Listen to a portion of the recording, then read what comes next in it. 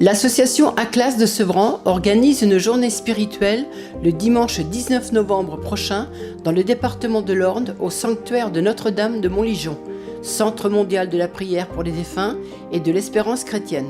Prix de participation 40 €, départ 6 h, gare d'Épinay, porte de Pantin et d'Orléans. Réservation 06 80 70 73 26. Martinique Actualité. Nous vous le disions hier, les parents et les enseignants du collège du Carbet se sont mobilisés pour réclamer de meilleures conditions de travail pour leurs enfants, en particulier des classes moins surchargées. Ils ont été entendus. Le rectorat a accepté l'ouverture d'une 4e classe de 6e et le maintien d'une 4e classe de 4e. Dans chaque classe de l'établissement, les élèves seront donc moins nombreux. Dans le cadre de la rentrée scolaire 2023, la conseillère exécutive en charge de l'éducation, Marie-Thérèse Casimirius, s'est rendue au lycée professionnel de la cité scolaire France Fanon à Trinité vendredi le 1er septembre. La conseillère exécutive est allée à la rencontre de la communauté scolaire et a fait le point sur les travaux réalisés et livrés. Elle était accompagnée par les directeurs des bâtiments et de l'éducation de la collectivité territoriale. La ville du François a réalisé un parking des pause-minutes devant l'école Auguste Viviès à Morne-Acajou. L'objectif était de faciliter les conditions d'accès des parents d'élèves à l'établissement. Les travaux ont été effectués en 6 semaines pendant les grandes vacances. Pour réaliser ce parking des pause-minutes, il a fallu d'abord démolir le logement de fonction situé à l'entrée de l'école et abattre 2 gros arbres attenants.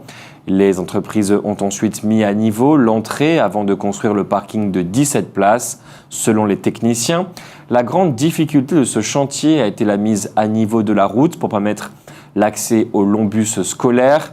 Les chauffeurs de bus et les parents d'élèves entreront par la droite pour déposer les élèves à la porte d'entrée avant de ressortir par la gauche. Une attention particulière a aussi été portée aux nombreux habitants qui empruntent cette voie d'accès afin qu'ils ne subissent aucune gêne à cause de cette nouvelle configuration des lieux. Charles Claveau, élu du quartier, a expliqué qu'il avait proposé ce projet depuis plus de 20 ans alors qu'il était parent d'élèves. Il a visité le chantier fin août en compagnie de Marc Macabre, conseiller municipal en charge des mobiliers urbains voiries, ainsi que des responsables des services techniques de la ville et des entreprises chargées des travaux. L'équipe municipale se félicite de la création de ce dépose-minutes qui va faciliter grandement la circulation à Morne-Acajou aux abords de l'école, tout en sécurisant les élèves et leurs parents. Eusanne Palsier est la marraine des élèves de seconde du lycée Schellcher. Présente à la rentrée des classes, elle a prononcé un discours devant les élèves. On ne sait pas si au cours de l'année en seconde au lycée Schellcher, l'accent sera mis sur Joseph Zobel. C'est lui qui a écrit La rue Cazenègre. Le président du conseil exécutif de la collectivité territoriale de Martinique, Serge Letchimy, a rencontré hier Christophe Béchu, ministre de la Transition écologique et de la cohésion des territoires, pendant près d'1h30. Nous avons trouvé dans le ministre un interlocuteur très attentif et prêt à s'engager personnellement dans la réussite de nos chantiers, a déclaré Serge Letchimy. Le président du conseil exécutif a pu obtenir l'engagement ferme de l'État à prendre le décret permettant à la collectivité territoriale de Martinique d'exercer la compétence d'autorisation d'accès aux ressources génétiques, connaissances traditionnelles et ressources biologiques marines. Ces 2 demandes datent d'une plénière de décembre 2022. Les discussions se sont ensuite poursuivies autour de la désignation de la Martinique comme territoire pilote pour le déploiement de la stratégie nationale de la biodiversité. Les échanges ont également porté sur le développement des énergies renouvelables en Martinique, y compris le développement de l'éolien en mer.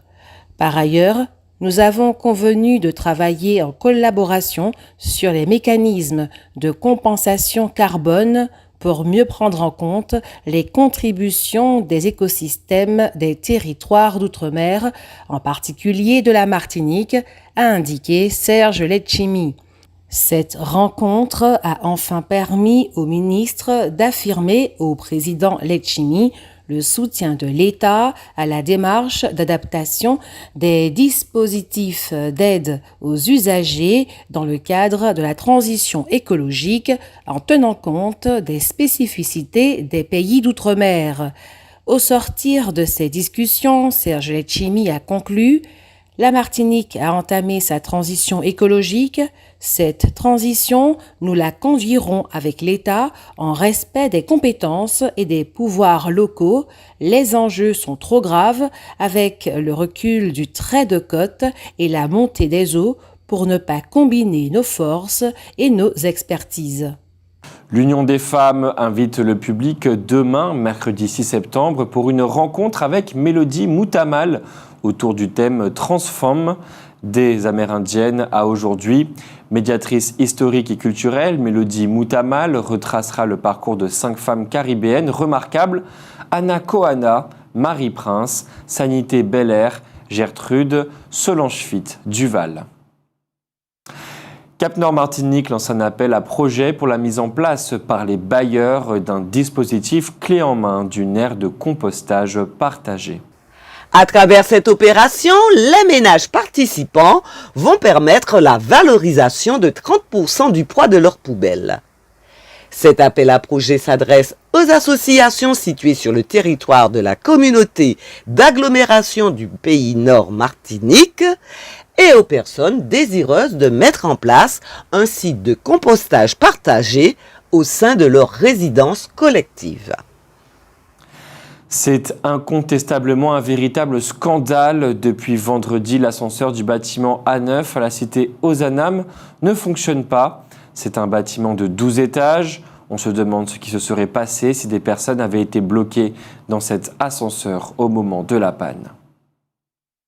La Chine a longtemps été présentée comme un pays copiant ou espionnant les Occidentaux pour monter en puissance sur les plans scientifiques et technologiques.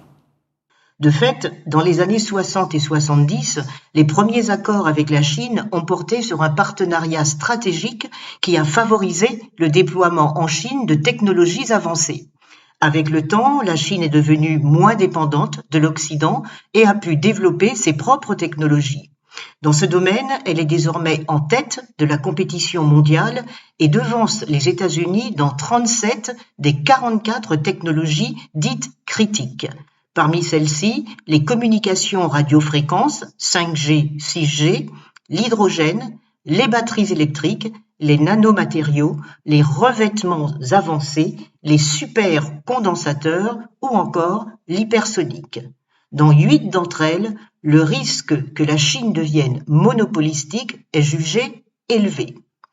À l'inverse, après les transferts de technologies vers la Chine, les parts des entreprises occidentales œuvrant dans les domaines de l'éolien, du ferroviaire ou de l'aéronautique ont reculé sur les marchés internationaux. La croissance chinoise est par ailleurs spectaculaire sur les marchés émergents.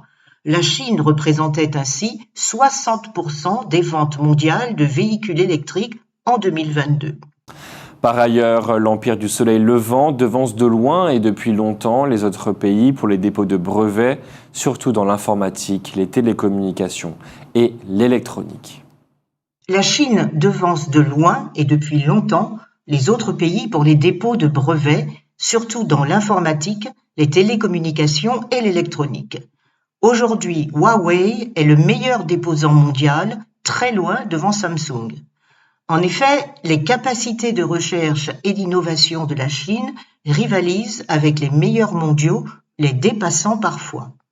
Ajoutons que depuis plusieurs décennies, les pays occidentaux soupçonnent la Chine de se livrer à un espionnage à large échelle, aussi bien dans le domaine militaire que dans les domaines scientifiques, technologiques et industriels, soit par les transferts de technologies via la diplomatie chinoise ou les entreprises sino-états-uniennes ou chinoises installées aux États-Unis, soit à travers la diaspora chinoise de scientifiques et d'entrepreneurs innovants installés en Europe et aux États-Unis.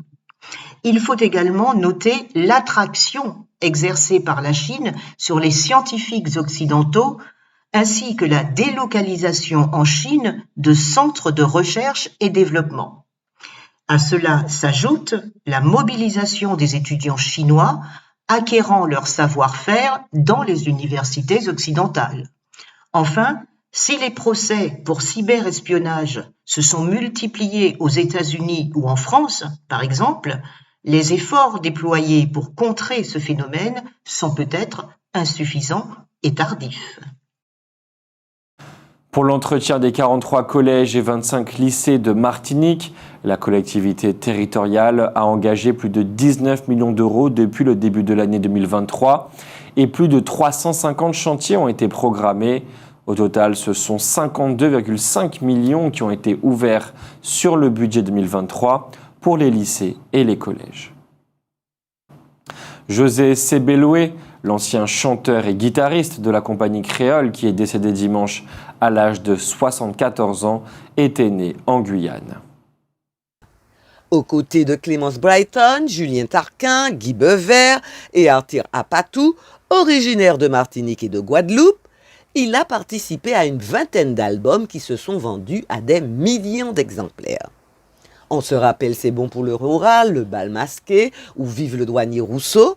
Même si ces dernières années on parlait moins de ce groupe, il existait encore et devait effectuer une tournée au Québec quand est survenu le décès de José Sebeloué. La tournée a été annulée. C'est en présence du maire de la commune, Jean-François Bonnol, qui a été inauguré à l'école mixte de Rivière-Pilote, le banc de l'amitié. Un banc où viendront s'asseoir les élèves qui, pour une raison ou pour une autre, ont besoin d'être écoutés par d'autres élèves qui viendront s'asseoir à côté. Comme chacun sait, le temps de l'entreprise n'est pas celui de l'administration. Ainsi, l'entreprise Cultura, qui vend des produits pour équiper les élèves, avait sollicité de l'administration académique et territoriale une liste des produits, notamment les livres, qui allaient être exigés des élèves. C'est fort tardivement, trop tardivement, qu'elle a obtenu satisfaction. Il en a résulté un certain nombre de dysfonctionnements et d'angoisses, parfois chez les parents, même si une certaine presse s'est évertuée à ne montrer que des parents et des enfants heureux et surtout préoccupés par le choix de cartables. Le moulin hydroélectrique du Gros-Morne a été retenu par la mission Patrimoine. Cette installation qui date de 1933 témoigne en effet d'une certaine époque. C'est à la fin de l'année que l'on saura combien d'argent a été attribué à son propriétaire pour le restaurer. Notons qu'actuellement, il y produit essentiellement du toloman qu'il vend sur place. Outremernews.fr, le site de l'actualité Outre-mer, 24 heures sur 24 et 7 jours sur 7. Retrouvez la chaîne Outremer News sur YouTube.